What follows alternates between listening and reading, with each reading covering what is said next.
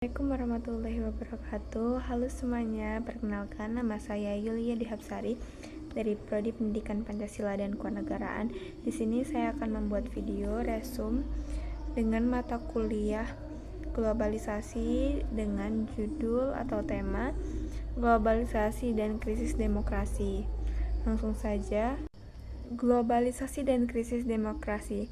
Pembajakan demokrasi. Hampir semua negara mengeklaim dirinya demokrasi, meskipun sekedar melaksanakan standar umum demokrasi pergantian pemimpin secara berkala. Melalui proses pemilihan umum sejak tahun 1980-an, 33 rezim militer telah terganti oleh pemerintah sipil, sementara 140 negara dari hampir 20 negara sekarang ini melakukan pemilihan umum multipartai sejak keruntuhan Uni Soviet di penghujung 1980-an. Seperti hampir semua negara mengklaim dirinya demokrasi, isu mengenai demokrasi menjadi relevan untuk diperbincangkan karena setidaknya dua alasan pokok. Pertama, pergeseran kekuasaan yang mendorong pentingnya melakukan redivisi atas peran negara. Keduanya, menguatkan tantangan neoliberal yang menciptakan kemiskinan dan ketimpangan dalam skala luas, telah digantikan oleh Robert Dahlah.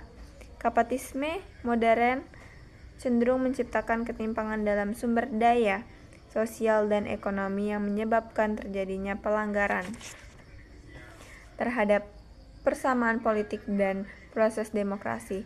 Pentingnya melihat visi demokrasi yang menjamin hak-hak politik warga negara, tetapi juga hak-hak sosial ekonomi. Selanjutnya ada transformasi politik dan berkurangnya otonomi negara. Globalisasi mendorongnya banyak perubahan besar, terutama kekuasaan politik dan otonomi negara.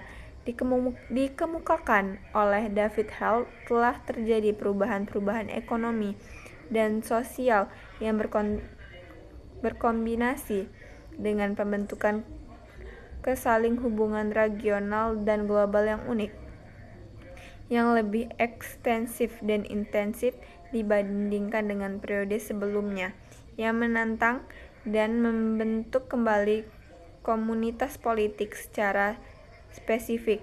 Negara modern, perubahan yang dimaksud adalah rezim hak asasi manusia, internasional, keamanan, dan transnasionalisasi dalam sejumlah besar, pertahanan dan program-program untuk mendapatkannya. Globalisasi dan krisis demokrasi ada dua faktor penyebab. Pertama, interpretasi ditopang oleh munculnya kesadaran global akan persoalan yang muncul ke permukaan, yang bahwa negara bangsa tidak dapat menyelesaikan persoalan-persoalan tersebut tanpa bantuan negara lain. Kedua, munculnya lembaga-lembaga supranasional. Selanjutnya ada titik-titik krisis. Otonomi negara yang telah berkurang memaksa kita untuk kembali memperdebatkan arti penting kedaulatan krusial yang muncul akibat globalisasi neoliberal, yakni kemiskinan dan ketimpangan. Kedua hal ini merupakan titik-titik krisis demokrasi yang muncul seiring globalisasi pasar bebas neoliberal. Ada kondisi sosial ekonomi. Menurut David Held mengemukakan bahwa ketika anggota masyarakat menderita kekurangan gizi kronis dan sakit-sakitan, ia mengatakan bahwa masyarakat seringkali menderita kelaparan akut atau penyakit merajalela. Harapan atas demokrasi sejati dalam masyarakat adalah naif. Martin Lipset mengatakan bahwa semakin kaya suatu bangsa, maka semakin besar peluang negara untuk melangsungkan demokrasi. Kondisi sosial ekonomi harus dipertimbangkan dalam melihat kualitas demokrasi sangat relevan. Setidaknya dua alasan. Pertama, demokrasi akan lebih substantif jika diikuti adanya kesempatan yang kurang lebih sama di antara warga negara dalam mengakses kesatuan keputusan-keputusan politik penting. Kedua, langkahnya transformasi masyarakat karena biaya layanan publik yang mahal sebagai akibatnya liberalisasi, sehingga hanya keluarga-keluarga kaya saja yang mampu mengakses pendidikan berkualitas. Dengan demikian, persoalan pokok yang dihadapi demokrasi di era neoliberal ini adalah menurunnya kualitas hidup sebagai kelompok masyarakat. Kemiskinan dan ketimpangan menjadi persoalan pokok demokrasi di era globalisasi sekarang ini.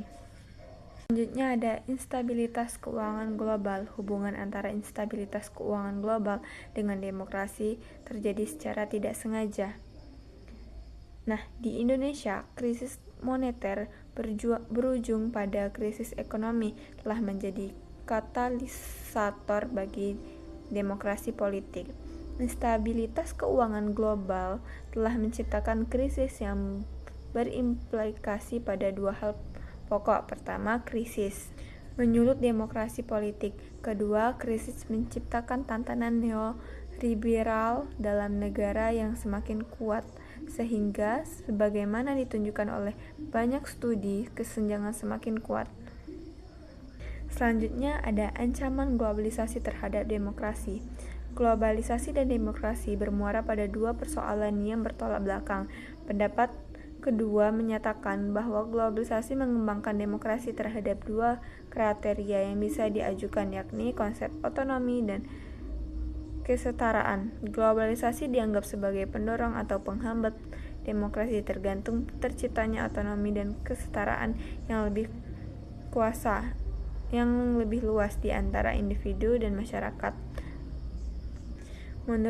Menurut Hall, prinsip otonomi merupakan inti pokok dari proyek demokrasi. Demokrasi adalah dasar untuk memecahkan hubungan ketegangan yang muncul antara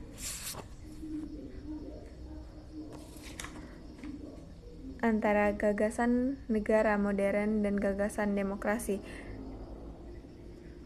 Selanjutnya ada menguatnya aktor-aktor transnasional. Dominasi ekonomi global atau demokrasi selama 5 dekade terakhir.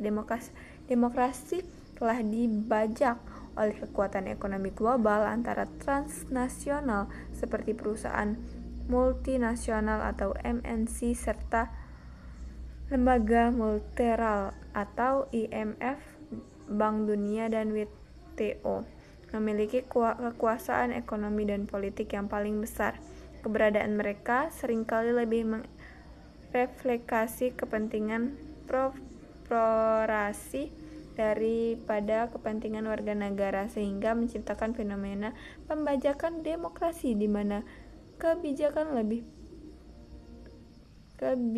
publik lebih condong pada agenda neoliberal. Selanjutnya ada pendalaman demokrasi dan demokratisasi demokrasi. Krisis demokrasi akibat globalisasi neoliberal. Globalisasi telah melebar jurang kemiskinan, ketimpangan pendapatan yang memicu krisis pada sistem demokrasi formal. Banyak lembaga internasional yang mengambil keputusan di ruang tertutup tanpa melibatkan aspirasi mayoritas negara berkembang. Sebagai respon, munculnya gerakan-gerakan seperti Pink Tide di Amerika Latin melawan neoliberalisme dan menuntut pendalaman demokrasi agar kekuasaan kembali ke tangan rakyat secara substansif. Menurut Antogiden, diperlukan demokratisasi dan demokrasi untuk membuat sistem politik lebih terbuka, transparan, dan akuntabel. Hal ini melibatkan pengambilan budaya kewarganegaraan atau civic culture dan reformasi konstitusional guna memastikan bahwa kekuasaan tidak hanya terpusat pada elit politik dan pasar. Tujuannya adalah menciptakan keseimbangan antara wilayah publik dan privat, serta mengintegrasikan jaringan internasional tanpa menghilangkan kedaulatan warga negara di tingkat lokal. Dan yang terakhir, visi demokrasi kosmopolitan. Visi demokrasi kosmopolitan. Kekuasaan politik visi demokrasi kosmopolitan muncul sebagai solusi atas melemahnya batasan-batasan negara bangsa akibat globalisasi. Model ini mengakui bahwa masalah-masalah modern seperti krisis ekonomi global, kerusakan lingkungan, dan hak asasi manusia tidak bisa diselesaikan oleh satu negara saja. Oleh karena itu diperlukan tatanan demokrasi lintas batas yang memungkinkan warga negara dunia berpartisipasi dalam pengambilan keputusan di tingkat global melalui lembaga-lembaga internasional yang lebih demokrasi dan adil.